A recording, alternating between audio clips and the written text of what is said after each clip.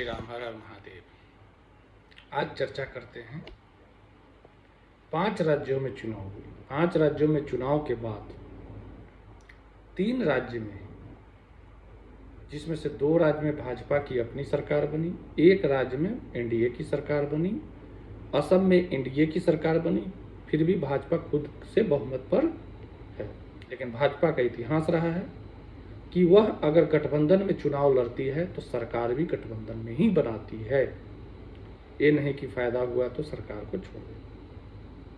दूसरा, सरकार बनने के बाद सरकार ने कभी आराम नहीं लिया।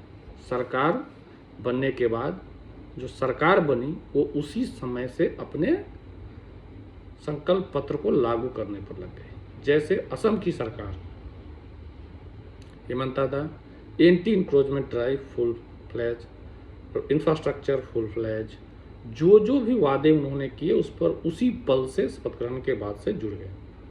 इनफैक्ट उन्होंने रोड मैप पहले से तैयार कर लिया था और उसको उसी समय से लागू कर दिया।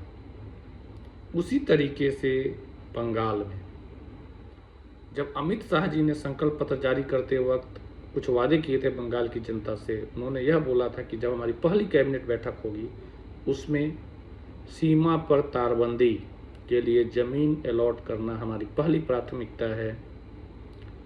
बंगाल के सरकारी कर्मचारियों के लिए 7वां वेतन आयोग लागू करना पहली प्राथमिकता है।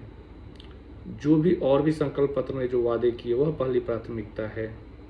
उसको आप देख लीजिए, रिसेंट के जो बंगाल के कैबिनेट के डिसीजंस हैं, जिसमें महिलाओं को 3,000 रुपये का अनुदान, सीमा सुरक्षा बल और अन्य एजेंसियों को सीमा की तारबंदी के लिए ज़मीन का अलॉटमेंट और 7th पे कमीशन की घोषणा कि 1 जून 2026 से लागू हो जाएगी।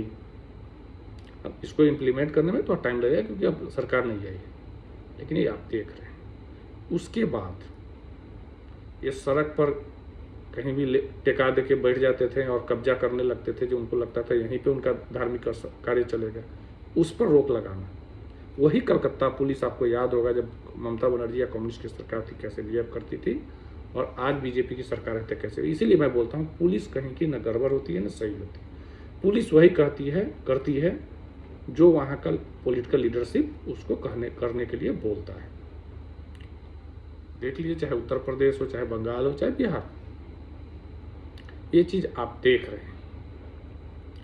अब इसी बीच में प्रधानमंत्री जी, और सॉरी इससे पहले एक चलते हैं तमिलनाडु और केरल में सरकार। तमिलनाडु में 1 सीट वाली भाजपा, जिसको रोकने के लिए सारे विपक्ष इकट्ठा हो गए। और कांग्रेस का इतिहास है, अगर कोई भी गठबंधन की सरकार बनी है और कांग्रेस के समर्थन से बनी है तो टर्म पूरा नहीं कर पाई है। तो टीवी के विजय के लिए एक अलार्मिंग चीज है, देखते हैं कितना दिन चलता है। और उसके बाद केरल में मैं यही बोलूँगा, फिर से एक बार प्रियंका गुट ने विजय मार ली है। आज के समय में प्रियंका गांधी गुट के 3 मुख्यमंत्री कांग्रेस में, केरल, तेलंगाना और हिमाचल, जिसमें से मुझे पूर्ण विश्वास है हिमाचल की अगली सरकार कांग्रेस के हाथ से निकल जाएगी। कर्नाटक की सरकार भी अगर कुछ गलतियां मेजर भाजपा की तरफ से नहीं हुई तो बीजेपी के पक्ष में जाएंगी। और पप्पू के पास एक ही सरकार है कर्नाटक, उसमें बीच बीच में शिव कुमार जी अपना तांडव कर देते हैं। तो सोच लीजिए पप्पू की स्थिति क्या है। लेकिन पप्पू उसी रोल में रहेगा जो जरासंध महाभारत में करता था, बार बार दुश्मनों को इकट्ठा करके लाएगा।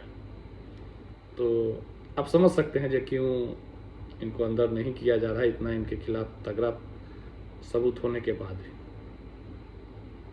उसके बाद आपने वैश्विक परिस्थिति में आप देख ही रहे हैं, पाकिस्तान मीडिएशन का कोशिश किया, न ईरान को भरोसा है न अमेरिका को भरोसा है। रिसेंटली इमरान खान को कैसे हटाया गया, कैसे बैठाया गया, तो उस पर भी कभी चर्चा करेंगे। लेकिन हमारे प्रधानमंत्री राजऋषि नरेंद्र मोदी 5 देशों की यात्रा पे हैं और दुनिया के एकमात्र ऐसे व्यक्ति हैं जिनको 32 देशों से सर्वोच्च नागरिक पुरस्कार मिल चुका है।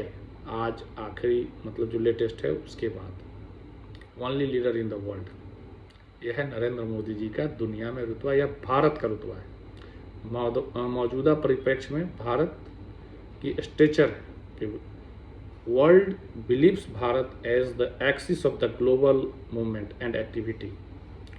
रिसेंटली आपने यह भी देखा, Iran and Israel has clearly said India can play a very crucial role in establishing peace in the Gulf region.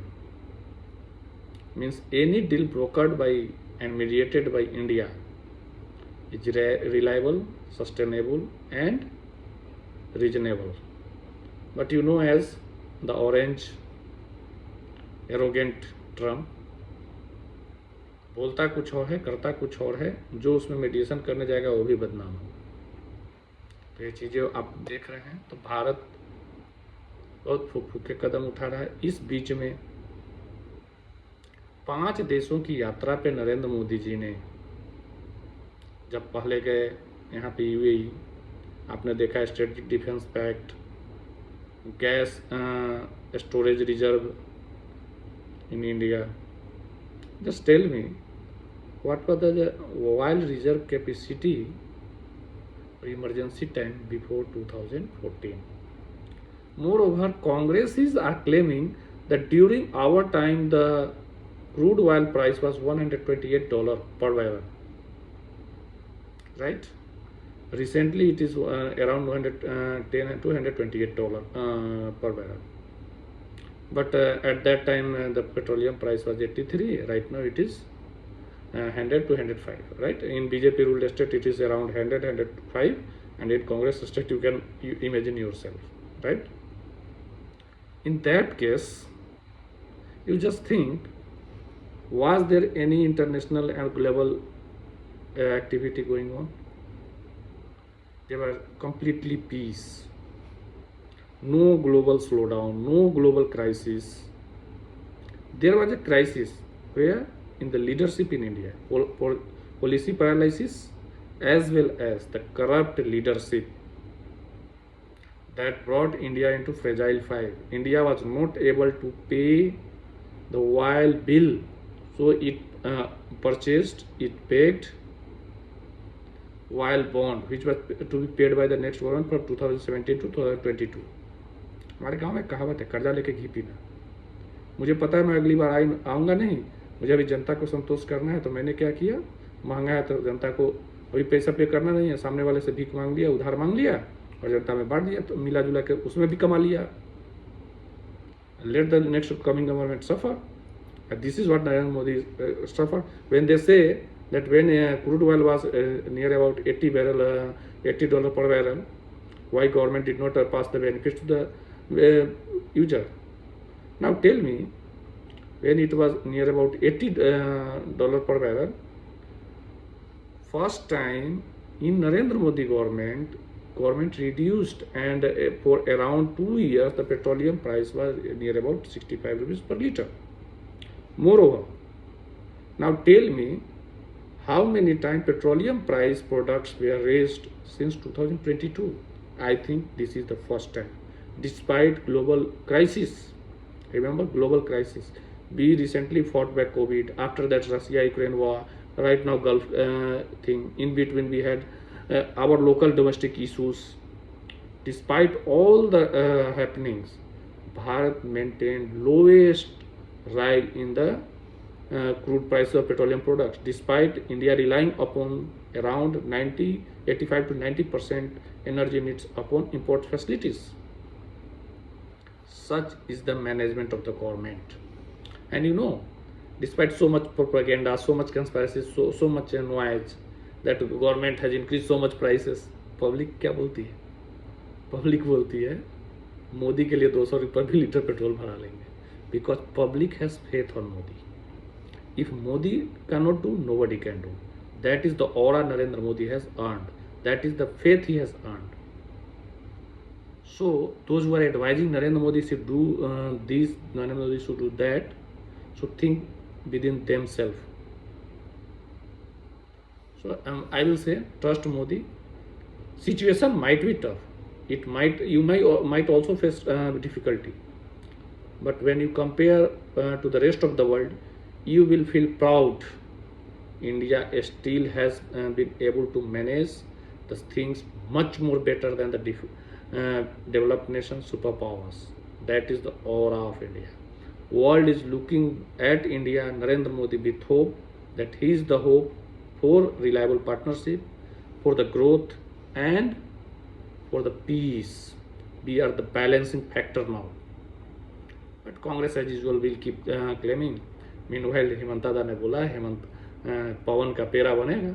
Let's see कितना पेरा बनता है, किस प्रकार से बनता है, कैसा कैसा बनता है. So enjoy the fun at the domestic front and the international front, but trust Modi is the key. Jai Shri Ram Har Har Mahadev.